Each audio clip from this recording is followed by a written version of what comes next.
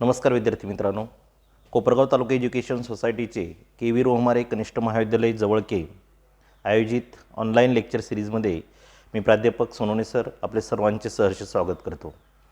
इयत्ता 12वी book keeping accountancy या विषयाच्या संदर्भामध्ये आपण लास्ट पिरियडला इंट्रोडक्शन बघितलेलं आहे. आपण कोणत्या वेने कोणत्या मार्गाने हा विषय देणार आहोत, याची मार्किंगची पद्धत कशी आहे याबद्दलचा आपण लास्ट व्हिडिओ बघितला असेल. आज आपल्याला प्रत्यक्ष सिलेबसला सुरुवात करायची आहे आणि ती करत असताना आपल्याला जो काही विषय आहे तो आत्मसात करून घेणं सर्वात महत्त्वाची गोष्ट असणार आहे. कारण की जो आपला विषय आहे तो खूप चांगल्या पद्धतीचा विषय आहे आणि याच्यामध्ये जर सखोल ज्ञान प्राप्त झालं तर मनुष्य पुढचं जे काही अकाउंट आहे ते एकदम इझीरित्या म्हणजे सोप्या पद्धतीने त्याला ते जमत असतं. कुठल्याही प्रकारची त्याला ती अडचण निर्माण होत नाही. सर्वात प्रथम वाणिज्य शाखा जी आहे किंवा कॉमर्स ज्याला आपण म्हणत असतो ते कॉमर्स हे व्यवसायासंदर्भातलं अकाउंट करणार आहे. अकाउंट कसलं होत असतं किंवा अकाउंट कशाचं करतात? अकाउंट हे व्यवसायाचं होत असतं. तुम्ही जो व्यवसाय करता त्या व्यवसायामध्ये तुम्ही किती पैसा कमवताय, त्या पैशाचा विनियोग कसा करायचा आहे, त्या पैशाचा वापर कसा करायचा आहे, तो एक्सपेन्सेस असेल, इन्कम असेल तुमचा वर्षभराचा, या सर्वांची जुळवाजुळव म्हणजे तुमचा अकाउंट होय. प्रत्येक व्यक्ती काय करतो? व्यवसाय करतोय.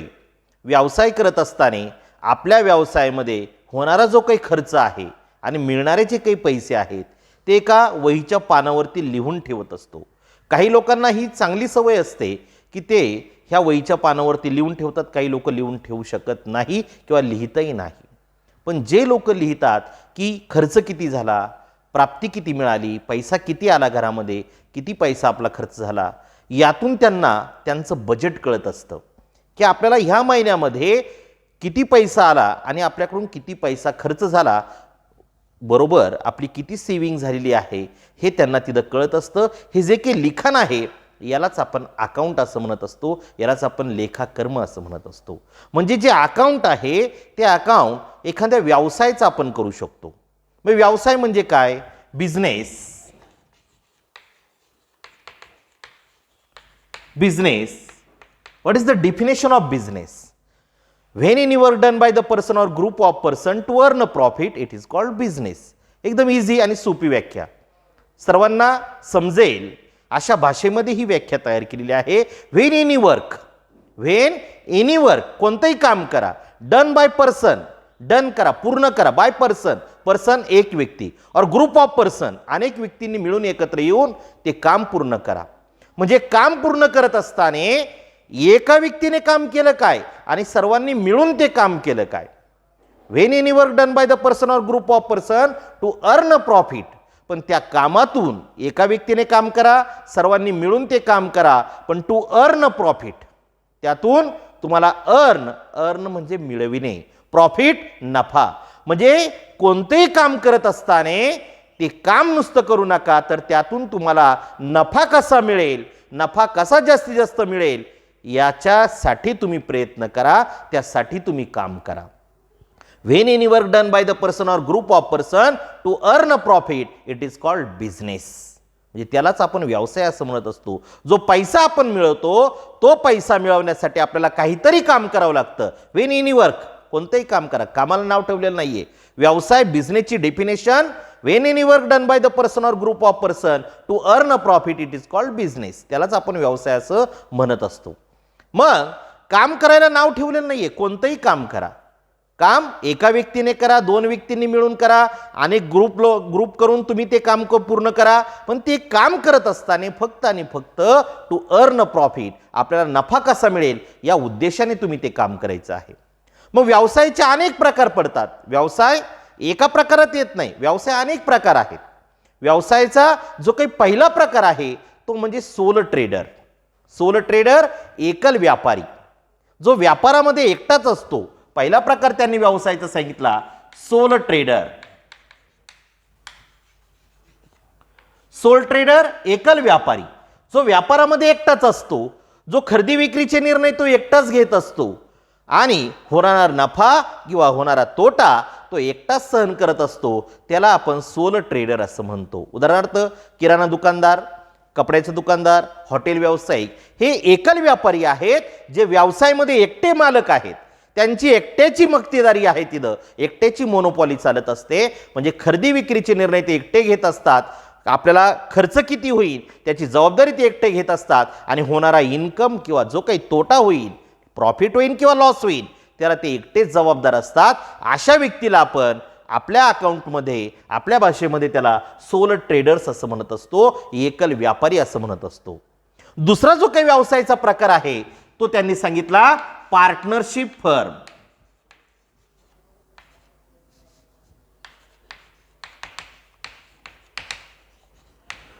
पार्टनरशिप फर्म म्हणजे भागीदारी संस्था. पार्टनरशिप फर्मला आपण भागीदारी संस्था असं म्हणत असतो. मग ती भागीदारी संस्था म्हणजे काय? भागीदारी संस्था म्हणजे मिनिमम 2% और maximum 50% are require in to the partnership firm. म्हणजे पहिली व्याख्या दुसरी व्याख्यात थोडासा बदल झालेला आहे आता. मिनिमम 2% और maximum 20% are require in to the partnership firm. जुन्या कायद्यानुसार 2 व्यक्ती किंवा 20 व्यक्ती एकत्र येऊन काम करत होते. एक व्यक्ती असेल तर तो पार्टनरशिप होत नाही, त्याला सोल ट्रेडर असं म्हणतात. पण एकाला जोडीदार दुसरा आला की त्याला पार्टनरशिप फर्म असं म्हणतात. असं कुठपर्यंत होतं? 20 व्यक्तींपर्यंत मर्यादित होतं, म्हणजे मिनिमम 2% और मॅक्झिमम 20%. पण आता सेक्शन बदलला आणि त्या बदलत्या सेक्शनमध्ये त्यांनी पुन्हा एकदा ती भागीदारीची जी व्याख्या आहे मिनिमम 2% और maximum 50% are require in to the partnership firm. कमीत कमी 2 जास्तीत जास्त 50 व्यक्ती एकत्र येऊन एखादा व्यवसाय करत असेल तर त्या व्यवसायाला पार्टनरशिप फर्म असं म्हणतात, भागीदारी संस्था असं म्हणत असतात. म्हणजे पार्टनरशिप फर्म, भागीदारी संस्था आपण त्याला म्हणू शकतो. तिसरा जो काही प्रकार आहे तो तिसरा प्रकार आहे तो म्हणजे कोऑपरेटिव्ह सोसायटी.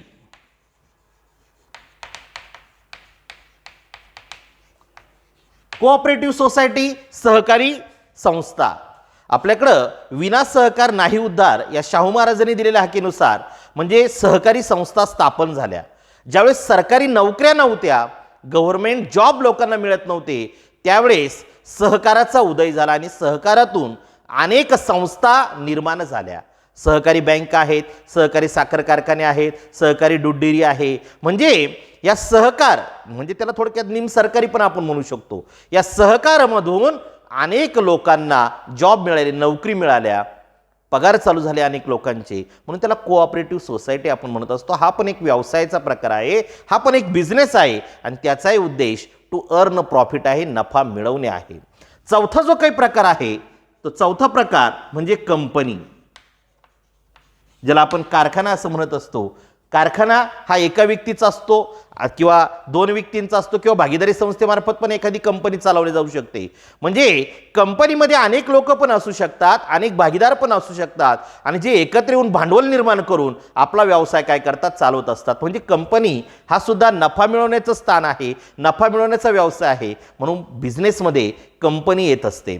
आणि पाचवा जो काही प्रकार आहे तो पाचवा प्रकार म्हणजे बँकिंग. बँकिंग किंवा बँक ज्याला आपण म्हणत असतो, बँक हा सुद्धा बिझनेस आहे. ज्याला आपण बँक म्हणतो म्हणजे ज्याला मराठीमध्ये शुद्ध मराठीमध्ये जर सांगायचं झालं तर अधिकोष असं म्हणतात बँकेला. बँक हा एक व्यवसाय आहे जो लोकांचे पैसे ठेव स्वरूपात स्वीकारतो आणि तेच पैसे कर्ज रूपाने देतो कोणाला तरी. एका व्यक्तीची ठेव घ्यायची, ती ठेव आपल्याकडे न ठेवता ती कर्ज रूपाने कोणाला तरी द्यायची. कर्ज रूपाचं व्याज आणि ठेवीवरचं व्याज यामध्ये डिफरन्स असतो. जो डिफरन्स आहे तो म्हणजे बँकेचा नफा असतो. म्हणून बँक ही सुद्धा एक व्यवसाय करणारी संस्था आहे, व्यावसायिक संस्था आहे. म्हणजे कोणत्याही बँकेचा उद्देश टू अर्न प्रॉफिटच आहे.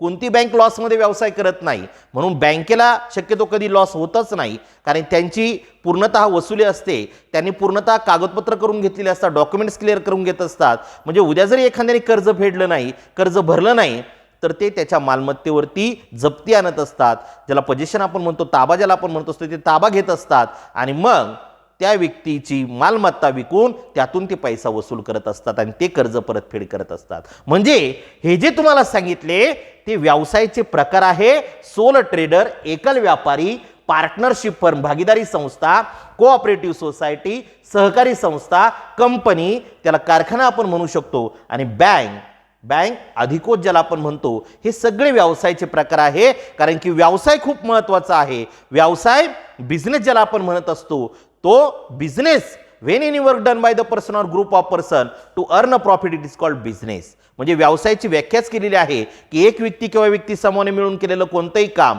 टू अर्न प्रॉफिट, नफा मिळवण्याच्या उद्देशाने केलेलं कोणतंही काम, त्याला आपण काय म्हणत असतो, बिझनेस असं म्हणत असतो. मग हा बिझनेस खूप महत्त्वाचा असतो. व्यवसाय म्हणलं, ज्या व्यवसायामध्ये अकाउंट हे खूप महत्त्वाचं असतं आणि ते अकाउंट करण्यासाठी आपल्याला ह्या व्यवसायाला सामोरं जावं लागत असतं. मग व्यवसायामध्ये आपल्याला नफा कमवायचा आहे, कारण व्यवसायाची व्याख्या, बिझनेसची व्याख्या आपल्याला सांगितली, टू अर्न प्रॉफिट, नफा कमवणे हा मेन उद्देश आहे त्यांचावाला. मग जर नफा कमवायचा असेल तर सर्वात महत्त्वाची गोष्ट, व्यवसायामध्ये ट्रान्झॅक्शन घडणं गरजेचं आहे.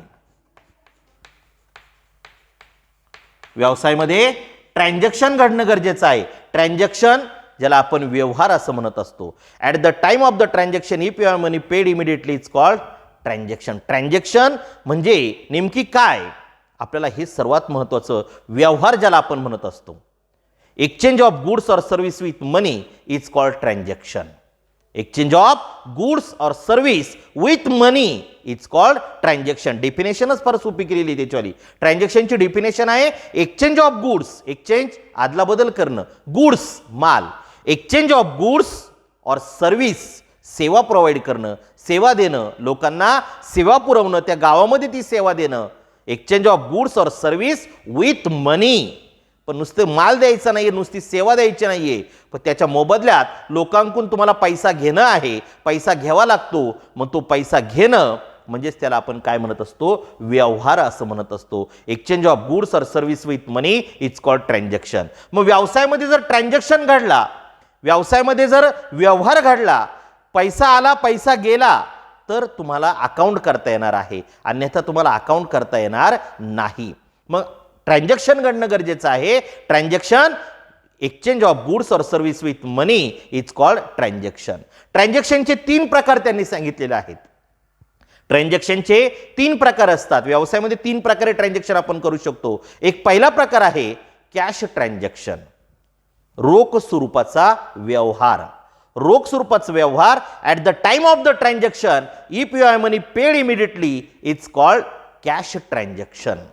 रोख स्वरूपाच्या व्यवहारामध्ये ज्यावेळेस तुम्ही व्यवहार करता, ज्यावेळेस तुम्ही एखाद्या दुकानात जाता, त्या दुकानातून काही वस्तूंची खरेदी करता, ती खरेदी करत असताना तुम्ही वस्तू घेता आणि त्याला पैसे लगेच देता, त्याला आपण कॅश ट्रान्झॅक्शन असं म्हणत असतो. दुसरा प्रकार त्यांनी सांगितला क्रेडिट ट्रान्झॅक्शन, उधारीचा व्यवहार. At the time of the transaction if you have money not paid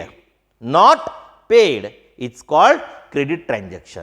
ज्यावेळेस तुम्ही व्यवहार करता एखाद्या दुकानदाराशी, एखाद्या दुकानात एखादी वस्तू घ्यायला जाता ओळखीच्या, आणि त्या दुकानदाराकडून वस्तू घेता पण मात्र पैसा देत नाही, त्या व्यवहाराला आपण, त्या ट्रान्झॅक्शनला आपण उधारीचा व्यवहार, क्रेडिट ट्रान्झॅक्शन असं म्हणत असतो. हा जो क्रेडिट ट्रान्झॅक्शन आहे हा फक्त आणि फक्त डेफिनेट पर्सन संगच होऊ शकतो, ओळखीच्या व्यक्ती संगच होऊ शकतो. अनोळखी व्यक्ती संग हा व्यवहार करता येणं शक्य नाही किंवा कुणी करत पण नाही, कोणाला कुणी उधार देत नाही. ओळखीचा व्यक्ती असेल तर उधारीवरती माल विकला जाऊ शकतो किंवा उधारीवरती तो माल काय करतात ते विकतात. आणि तिसरा जो काही प्रकार आहे ट्रान्झॅक्शनचा तो म्हणजे बार्टर ट्रान्झॅक्शन. बार्टर म्हणजे वस्तू विनिमय पद्धत. Exchange of goods, what is the definition of barter transaction? Exchange of goods with goods. With goods. Exchange of goods with goods. मालाच्या मोबदल्यामध्ये जिथं मालच दिला जात असतो, मालाच्या मोबदल्यामध्ये जिथं मालच दिला जात असतो त्याला आपण बार्टर ट्रान्झॅक्शन असं म्हणतो. थोडक्यात वस्तू विनिमय पद्धत. काय म्हणतात त्याला? वस्तू विनिमय पद्धत. म्हणजे वस्तूच्या मोबदल्यात वस्तूच दिली जात असते आणि वस्तूच घेतली जात असते, त्याला आपण बार्टर ट्रान्झॅक्शन असं म्हणतो. In accountancy barter transaction are not recorded. आपल्या अकाउंटन्सीमध्ये बार्टर ट्रान्झॅक्शन हे रेकॉर्ड होत नाही. का? तर अकाउंट हे पैशांचं करायचं असतं.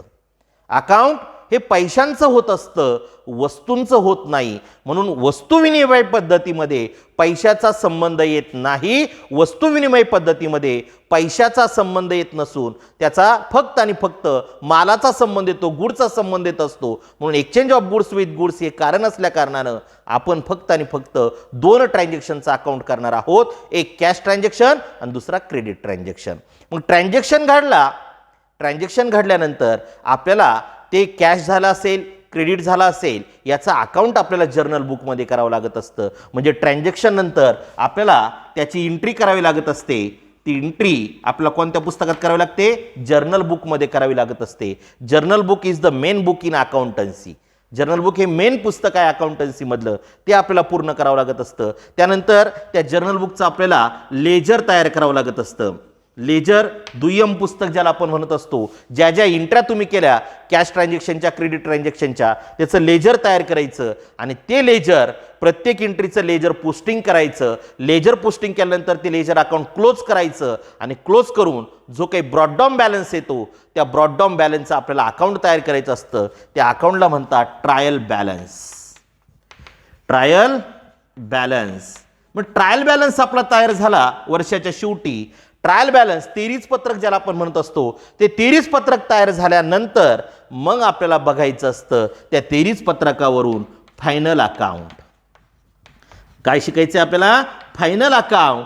हे जे फायनल अकाउंट आहे हे 12वीचं फायनल अकाउंट आहे आणि ते भागीदारी संस्थेचं फायनल अकाउंट आहे. म्हणून आपल्याला पहिल्या चॅप्टरला सुरुवात करायची आहे, ज्या चॅप्टरचं नाव आहे introduction to partnership firm and partnership final account. Introduction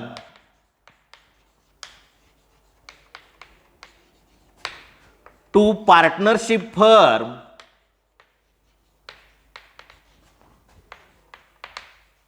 and partnership final account. पहिला टॉपिक आहे आपल्याला अकाउंटन्सी मधला introduction to partnership firm and partnership final account. म्हणजे आपल्याला फायनल अकाउंट शिकायचं आहे. Final account introduction to partnership firm and partnership final account. सुरुवातीला आपल्याला भागीदारी संस्थेची ओळख करून घ्यायची आहे. ती ओळख करून घेतल्यानंतर मग त्याचं आपल्याला फायनल अकाउंट शिकायचं आहे. जे काही 12वीची आपली बोर्डाची एक्झाम होणार आहे त्यामध्ये हा क्वेश्चन नंबर 7 आहे. क्वेश्चन नंबर 7 आणि त्याची जी मार्क आहे 12. 12 मार्काचा आपल्याला हा प्रश्न आहे. 12 म्हणजे 7 नंबरचा प्रश्न 12 मार्कासाठी आपल्याला विचारणार आहे. आपल्याला हे फायनल अकाउंट व्यवस्थितरित्या काय करायचं असतं? सोडवायचं असतं. मग introduction to partnership and partnership final account आपण सुरुवात केलेली इंट्रोडक्शन झालेलं आहे आपलं. त्याच्यामध्ये आपण व्यवसाय पाहिला, ट्रान्झॅक्शन पाहिलं, जर्नल पाहिलं, लेजर पाहिलं. लेजरवरून आपण ट्रायल बॅलन्स तयार केला आणि आता आपल्याला फायनल अकाउंट शिकायचं आहे. ते शिकण्यासाठी आपल्याला चॅप्टर दिलेला आहे त्यांनी introduction to partnership firm and partnership final account. मग पार्टनरशिप फर्म आहे भागीदारी संस्था आहे. 11वीला जे आपण अकाउंट शिकलो होतो ते अकाउंट सर्व सोल ट्रेडर संदर्भातलं होतं, एकल व्यापाराच्या संदर्भातलं होतं. पण आता 12वीला आपल्याला जे अकाउंट शिकायचं आहे ते सर्व अकाउंट हे पार्टनरशिप फर्मचं असणार आहे, भागीदारी संस्थेचं असणार आहे. आणि भागीदारी संस्था म्हणजे काय?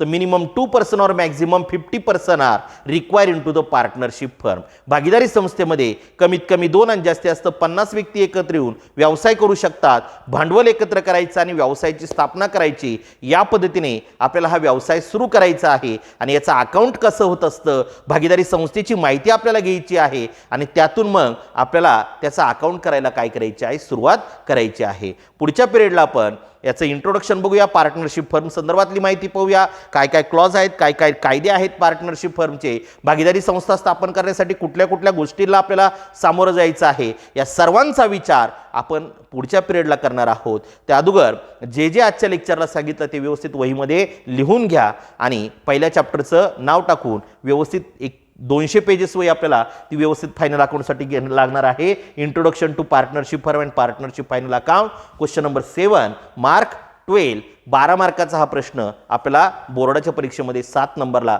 विचारणार आहेत.